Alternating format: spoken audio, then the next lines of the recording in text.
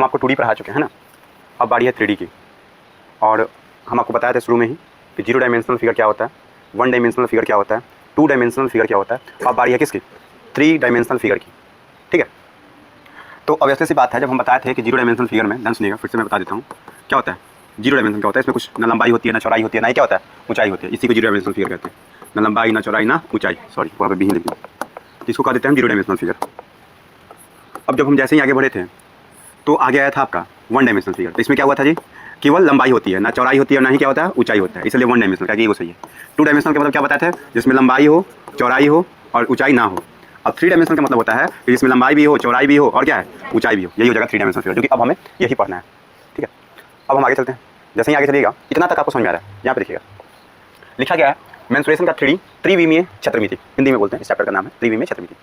अब जब देखिएगा तो लिखा है कि कोई भी आकृति जिसकी लंबाई, कोई भी आकृति जिसकी लंबाई, चौड़ाई और ऊंचाई तीनों मापी जा सकती है, उसे 3D फिगर त्रिविमीय आकृति कहते हैं।